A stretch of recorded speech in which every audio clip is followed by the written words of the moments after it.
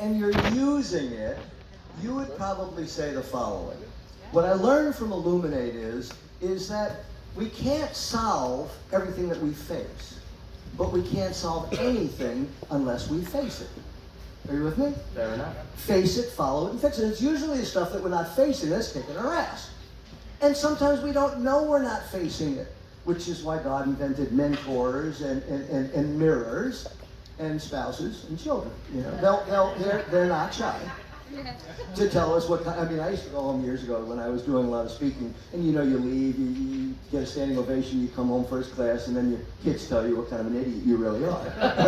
Right? So that's the concept of that. But as entrepreneurs, gosh, I wish to hell I knew what junior achievement was when I was a kid. I didn't have a clue. I thought it was for, you know, the not cool kids. You know, because I was an entrepreneur, but I didn't know it. So let me move away from Illuminate for a second and talk a little bit about entrepreneurship, okay? In fact, everybody, I put on your table, I don't know if you could see it, a little tab of LSD. Everybody see it? So when I count to 3, I want everyone to take that tab of LSD, just put it on your tongue. Ready? 1, 2, 3. Okay, good. Now that I have that, I'm going to do a little slideshow. Here's my clicker. Okay. So over there you'll see me as an entrepreneur. That's me as an earliest picture of me. It's me as a zygote, you see that? And that's me as a sperm, and that's me as an infant. Okay, so that's me, got it? As an entrepreneur, let's flash forward to 1962. I'm 10 years old. First entrepreneurial job. I took my father's snow shovel, and I started shoveling neighbors for $5 and $7.50 for a corner. I was an entrepreneur. And I learned a massive lesson. My father said, if you want to use that snow shovel, you got to do Mrs. Stanton, the old lady's thing on the corner there, then you could use the snow shovel. I learned about taxation. I didn't know this stuff. And then in the summertime, he let me use his green lawn boy lawnmower thingy, but he said, you got to mow our lawn first, and then you could use it. Taxation. Reverse nepotism. Okay, now, but then I learned smarter, not harder. How many times have we heard that? So I was, this heavy shit work. So I would buy off-brand 6-packs of soda for 99 cents at Wallbounds in New York. Anyone know Wallbounds in New York? And then I would break them down into individual ones, sell them for 35 cents. I'd bring a garbage pail over, fill it up with ice, take it to the Little League games, sell them for 35 cents a piece. Do the math. $2.10, I put out 99 cents. Duh. Are you with me? Okay, so I learned about non-brick and mortar. Got it? But I would have learned this in junior achievement, but nobody came and said, dude, but they wouldn't have said dude back then. They'd say, whoa, man. But nobody did that. No one did. You know, we're talking about Work Smart. It was interesting. That's where you and I met. I owned a corporation that I sold for my first millions of dollars called Work Smart, and our website was worksmartnothard.com. And it was interesting, when I sold that business, the entire thing is I wanted to get into the personal development space, and that's how you and I connected. It's bizarre. Yeah, kind of serendipity. It's tapping the source. Tapping the source, exactly. When a student's ready, the teacher appears. They're already in front of you. Some people call it woo-woo, some people law of attraction, other people call it, reticular activator system. Whatever you seek is seeking you. Right now, after Illuminate, what's next for you? Are you going to do Illumine? Yeah, exactly. How many of you seen the Spinal Tap with the amplifier? This goes up to 10, this goes to 11. Illumine. You really were a hippie friggin' guy, man, aren't you? Yeah. I was at Woodstock, and I'm proud of that. I learned my greatest life lessons at Woodstock. What lesson did you learn? Dude, this is so crazy. I mean, it's just a path of entrepreneurship, right? And so I was working at a summer camp in 1969 in Roscoe, New York, which is upstate New York. And I was a cook, but I was an entrepreneur too. I needed to make a little money, and so I absconded with Velveeta and white bread, and I took 2 irons. Grilled cheese. Sure, I'm good. Made some grilled cheese Uber had sandwiches. nothing on me. Disruptive, baby. And because I needed money for, you know what I'm saying, as a kid, you know? And so I sold them to the campers and to the, I never I told don't you think that. as a kid, just give us acid, dude. I'm seeing a reoccurring. In fact, take a look at the screen. There I am up there on the screen at Woodstock. So I left there. And you see over there with the long hair. And then I went to Woodstock. And it was raining. Resourceful, entrepreneur. I walked in and I just walked across the stage into the sound truck to stay dry. Smart, huh? But then the next morning they kicked me out. I go, no, it's cool. The guy said it's cool. There's no guy, you're out. And as I'm leaving, there's a guy sitting there with a big afro. And he looked at me and he said, man, like you're either green and growing or ripe and rotting, but you're never standing still. I'm 17 years old and I'm like, okay, I don't know what the hell he was talking about. But I do now. That's the essence of continuous and never-ending improvement. That's the essence of a guy who's a damn good speaker, continually looking at better ways of doing it. This morning, what did we talk about? We talked about a technique, karate, tai chi, in the flow, staying in the flow, tapping the source. Look, those of you here, and I'm not taking LSD when I say this. I took it yesterday, not it. You're only 20% of you. 20% of you, 80% of you is the non-physical source energy. Tap into that. You see, every morning, I have my ritual. Everybody has rituals. Someone was asking me about my ritual. Every morning, my ritual is I get out of bed. My knees and my head are on the ground, like our Muslim brothers. And I give thanks, extreme gratitude for something, anything. It could be that there's a toilet nearby because I really got to pee. But it's the love of the goddess in my life. It's my businesses, of which I have 4, and I just raised $250,000 yesterday. I'm excited. Wait, for that. yesterday? It's a good day. Yeah, not here, elsewhere. It's a good day. It's not a bad day. But the point is that gratitude. And I always say these 4 words. And if you take something from me today, please take this. These 4 words, not necessarily in this order, any order. Yes. Yes. Yes. Yes. More. More love, more challenges, more friends, more hugs, more photos, more people coming up and saying, you touched me, more seeing people who are using dirty words, not just try, but other words that are self-deprecating and putting limits. Yes, more, please. Thank you. So the word's going to be more and thank you. And yes, and please. That's awesome. 4 words, any which way, and you're telling the universe, I'm there. How do you tap into the source?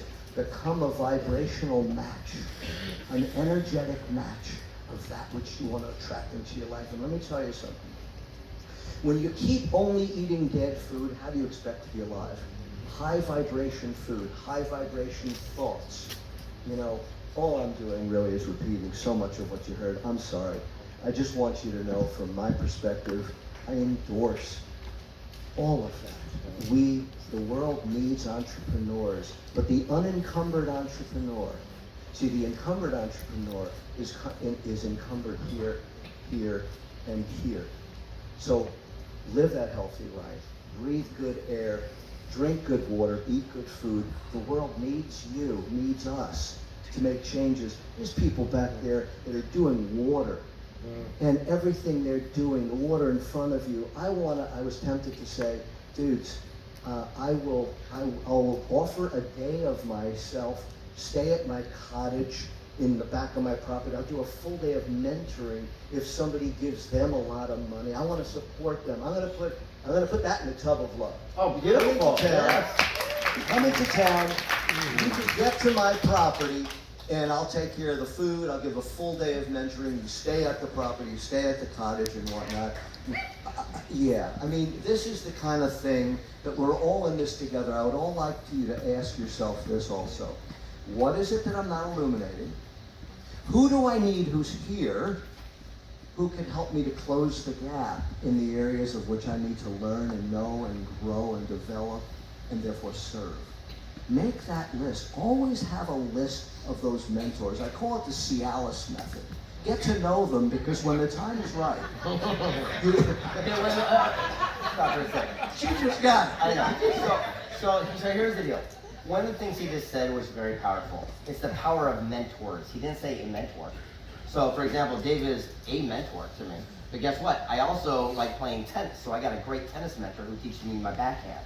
And I got a great financial mentor, but I don't ask them about my love life. And the same thing when it goes down to the movie industry, I don't ask my author friends. Because I surround myself with people that are getting the results that I want for myself today. But you should ask your financial mentor about your love life, because you pay for it. No. Oh! Boom, boom, boom, boom. You know I love it. And that's my original statement. That's my I'm only kidding. He doesn't pay a lot. he goes. You've seen my women. He goes to that day spa with what's his name from the pantry. Hey, hey. But this mentorship thing is no. You gotta stop making them laugh. I can't make these points. This mentorship thing is no laughing matter, because the universe wants so much for you to grow, expand, to serve, and to give. And it's so bizarre. How many of you feel that you're here for a reason? You're supposed to be here. Yeah, no shit. When I was a kid, they had this game. It was very, very unsophisticated game. It was this hockey thing, and it was about yay big, and you plugged it in, and it just vibrated. And then the hockey guys moved. And that was the whole game, right? But they would move. I believe we're all on that hockey game. And there's a vibration, and you're all moving to where you need to be. That was a nice acid moment right there. Yeah, That's a right. good visual. Hey, look, I'm gonna progress because we're gonna move on here. Is that I don't want to go. We've got the Secret Knock apps out. Just so you guys know, here's the way that this is gonna go down. The next Secret Knock is going to be in March of next year, 2020, and we are going to get a new location. I don't know if you noticed or not, but we had like twice the amount of people in the room show up last night. They found us. And this is what happens every time. This is why we move every single time. So next time we're going to move our locations again so no one knows where we are. The deal is that you've got to promise not to tell other people where it is. Do we agree? Yeah. Door number 2. You guys are going to come back for half price for Secret Knock next time. But what you're also going to do is your people that sign up, and this is going to be literally, I don't do these one-day things. This is our bottom line. They have to be submitted back today. You go ahead and get a ticket. You can bring a guest for free. Your ticket's half price. And then on top of it, we're going to give you a pass to the world premiere of Wishman up in Hollywood. And then on top of that, you'll get a ticket when Sharon and I do our release book for Success and Something Greater. So basically, you get a half price ticket, get to bring a guest, get to go to the movie premiere, the whole thing. You have no reason, not 100% of you put that, thank you, and put that in and make it happen. Give it back to Linda and you'll be set. If you don't do that, you're missing your dharma. Yeah, so the whole idea is this. So we're asking this is one thing.